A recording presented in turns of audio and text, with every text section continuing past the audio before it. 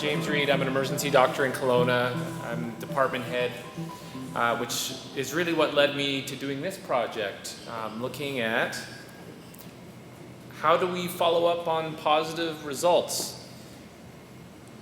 We do a lot of tests in the ER, and some of them come back right away, but some of them are a little delayed, specifically X-ray reports and microbiology.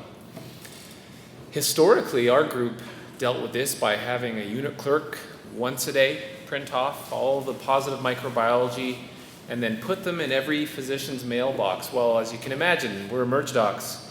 We don't show up every day. Sometimes we go away for weeks. Sometimes we have locums that come in for a day and there's a mailbox that says locum. So you can only imagine what happened sometimes when these microbiology reports would come in. Blood cultures, you name it, right? They'd go into these mailboxes and then we would realize there's a huge gap in quality. Same thing kind of happens with weird x-rays, right? There might be a subtle fracture or a lung nodule and gosh, it goes in a mailbox and you know, we have cases of bad outcomes that we know about. So Devin Harris really put the pressure on me to figure this out as I took over the reins. So this is actually mandatory for me, this cohort.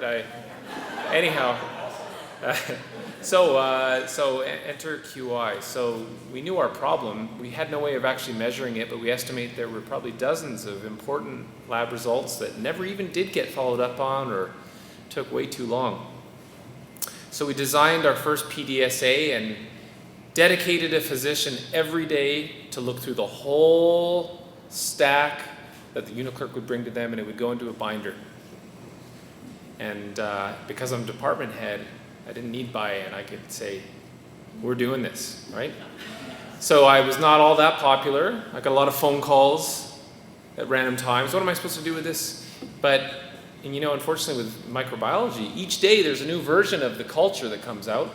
So some cultures took 5 pieces of paper. That's 5 different physicians having to look through all this stuff, right? So we did, in our first PDSA, close a bit of a gap, but there was hell to pay for it. People were miserable.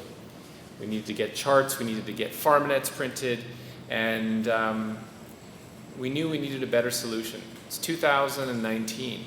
Why are we looking at pieces of paper? Enter a fantastic brainstorming session.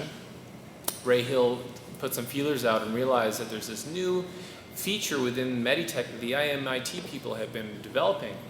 Daniel Atkinson is one of the members of that team that brought forward a solution. And we had a meeting and sat down and realized that this is a simple problem. All we have to do is create an electronic list of every pertinent microbiology result and assign it to a physician and give them a template within our EMR to type something or click a box and look up the antibiotics directly. Now, luckily, we have serendipitously the pharmanet coming online and being available to us right within Meditech. That happened at the same time. So it was really a couple of fortunate events that had nothing to do with me planning things well. It was really Ray's hard work and good luck. But we ended up with this new system. You can kind of see a picture of it here, where we can throw out all the negative cultures. We can throw out all the first few versions that we don't care about, get the final microbiology report, and we can have a physician each day go through this very vetted list and address it. Now, I don't know what our response time used to be like, but I can tell you Daniel's been running numbers every month, and we are closing positive cultures within 0.7 to 0.9 of a day now, right? So not even next day, it's same day most of the time. Our compliance rate within a day was over 90%. It would have been 100%, but Devin Harris was on duty one day and he forgot to do it, so that brought our average down to 90%. So that's too bad. But anyhow, we've had a lot of positive feedback from people in our group who've said, you know, we started with a paper process, we knew it was necessary, but now here we are with this very simplified electronic system where we can document things and it goes in the patient's EMR so we can quickly look it up. if we ever want to do research on this, if we want to ever have to pull it up for any specific reason, it's embedded in the EMR, right? It's 2019 now in our department for this one issue.